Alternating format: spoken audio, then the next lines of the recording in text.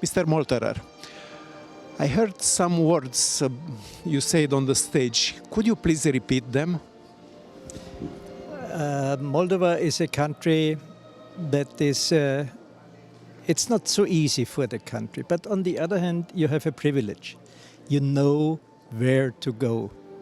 You made a bold decision that you want to join the European family, which means your orientation is clear. You go for freedom, you go for democracy, you go for economic strength, and you go for social stability. And this orientation is, in times of troubles, extremely important for everybody, for business people, but also for the citizens of the country. I heard those words on the stage, and it was impressive. And I see also the reaction of the public. It was a very good one. They were impressed about this. You are in Chișinău on the occasion of GRAWE Carat 20th anniversary. How you would characterize the evolution of the company all those years in this challenging environment? Well, you know, you need, for economic stability, you need a lot of things. You need, you know, the reliable and the predictable regulation, you need the banking sector, you need the sound institutions, and you can continue. But you need insurance. And insurance is, on the one hand, mitigating risk. It's opening opportunities for businesses. It's helping the citizens to continue with their livelihood, and they are investors and they are investing into innovation and labor market. So that's the package that GRAWE is offering, and that's not a new company. They are active here in the country for 20 years, but their history is back to 180 years. That means they know what they are talking about. And I think that's the real value of, first of all, insurance companies and specifically GRAWE. A question about the sea region. We lived the last 5 or 6 years in a permanent state of crisis. It was COVID pandemics, the war in Ukraine, then a high inflation. How the sea countries passed through those challenging years? Well, first of all, I personally skipped the second E. I'm just talking about Central Europe. We should not talk about Central and Eastern Europe any longer. This is Central Europe. It's central to Europe.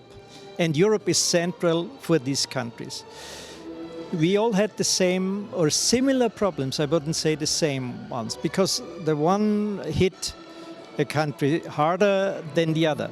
But what you have a strong, I would say, capacity to be resilient. You are still in a growing mood, whereas others in Europe are in a mood of being, I would say, at least stable, and that makes a big difference in the approach that the country has. And you have, I would say, huge opportunities ahead if, and the if is important, if a clear orientation leads to clear results and to clear decisions. The worst that can happen, that's my experience for a couple of decades, is if you define a target and you do compromise on the way to achieve it, because then you lose the target and you lose trust. And for getting the targets approved, you need the people, they trust you, and they trust in truth in the long run, and they trust, I would say, in courage in the long run. Austrian companies have a strong presence in Central Europe, including in the insurance field. There are more Austrian insurers, players here. How important is the Central Europe for Austria and for Austrian companies?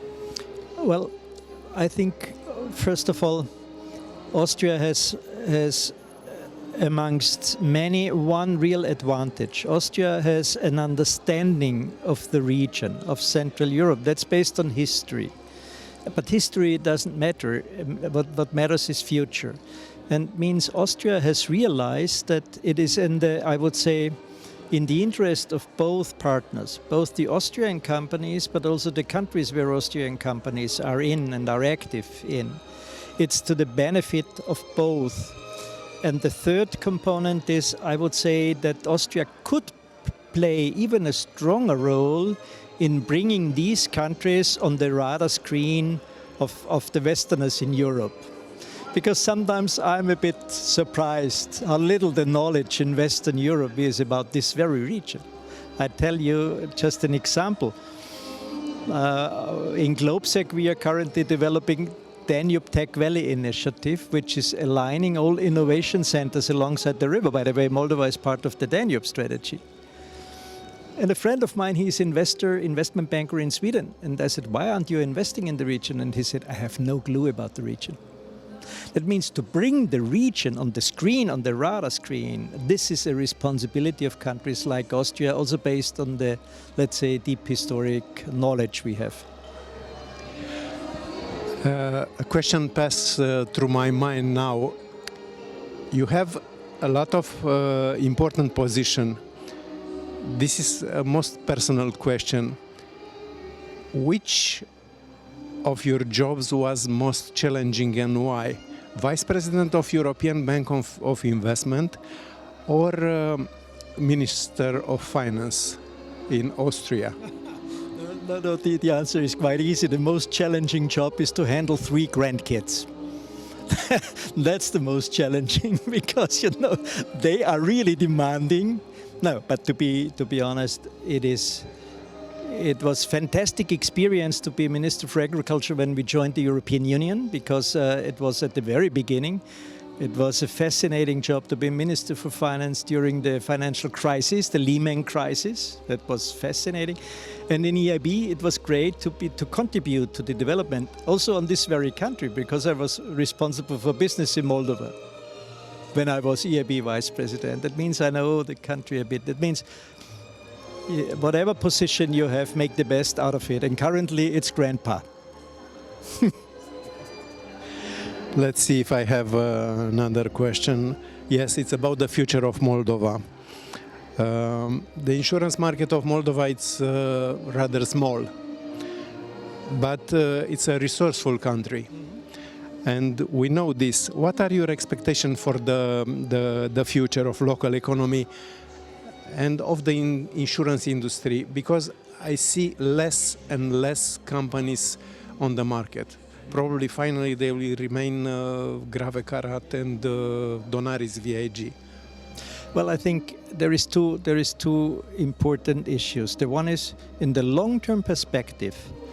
What is the strength of a country like Moldova in a bigger market, which is the European market?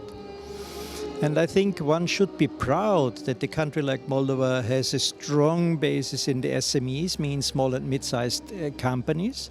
That is not something that is coming from the past. No, it's a future because it's stability. You should be proud what Moldova can do on agriculture. That is not an outdated business, not at all. It is maybe even more important. You should think about the question of resources, the question of strategic autonomy of the European Union. What can Moldova contribute to that? And in the long run, I think the connection towards Black Sea alongside the river Danube and going beyond the Black Sea to the Caspian Sea and Central Asia makes this region for Europe and for Europe's future extremely crucial. This we have to understand. And I think a country like Moldova should build on his strength and try to let's say, minimize the weaknesses. I saw Moldavian people a little bit pessimistical every time I come here from Romania. And it's question of attitude. I think they must change first the attitude. Yeah, that's true, but this is not specifically for Moldova. I tell you, look, for instance, what's currently the public discussion about in Germany. It's about future, it's about the strength of the country. Germany, everybody thought that's the engine and that's the driver. And now they are extremely, I would say, inward-oriented and extremely, let's say, self-critical. Let's turn it around and let's talk about what Europe is about. Of course, we have to, let's say, close the one or the other gap of weaknesses. Security and defense is one of them. But on the other hand, we are extremely rich still in intellectual capacity, in research, in development, in education. We are the continent that deals best with the demographic issues ahead for the next decades. We are the one they are dealing, I think, properly. Maybe we can even improve on the issue of greening the industry, of making it more resilient and more sustainable. I think we should be proud. The real challenge is how do we make out of this strength a market strength? And we shouldn't be shy to talk about that. Everybody is now considering to make trade as an instrument for strengthening their own position. Everybody is dealing now with innovation, strengthening their own position. Why not the European Union? We shouldn't be naive, but we shouldn't be shy at the same time. Final question. The Exprim Insurance and Pensions Group I represent today here organized in Vienna two conferences. One is about ESG in insurance. The question I put in the conference, it was like this. Is just a temporary tendency or it's a necessity, the ESG? I would say you should look from the investor's point of view. Whatever an investor is doing, he is counting risk. And in the meantime, we are in a situation that risk is not just a financial risk. It goes beyond. It is a reputational risk. It is also environmental risk. Climate change is adding additional layer of risk. That means we should be ready and we have to be ready to treat risk properly. But at the same time, we should be, I would say, more flexible in defining that. I give you one example, which is currently concerning me extremely seriously. I met companies, they are investing or ready to invest into the defense industry, which is a critical need now.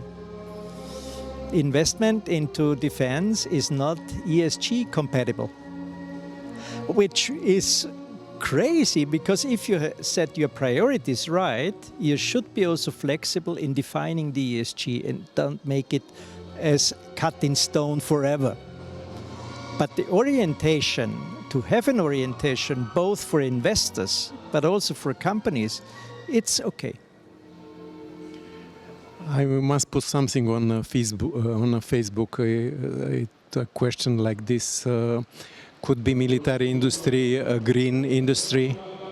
Well, in any case, and we should be very clear on that, what was driving innovation for decades globally? It was always the defense industry. It was always defense industry. Look what happened in the whole IT and digitizing sector. It was the defense industry.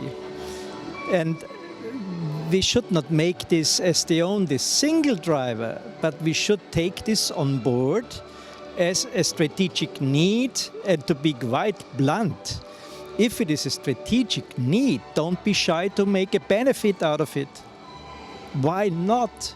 If the benefit goes to the people, goes to the society, and we have learned our lessons, why not? Therefore, I'm way more open in this discussion than you would expect from an Austrian, because Austria is quite well known for a rather conservative, neutral position. I take it as a challenge for Europe. If you want to play a global role, you have to be ready to play a global role and to have invest into this capacity. And security and the capacity to defend is just one element out of this. I want to thank you for this interview, and I imagine the 25th anniversary of GRAWE Carat, you and me on the stage, and we will repeat this interview with new questions. Okay, let's do that. Thank you. Okay, bye-bye.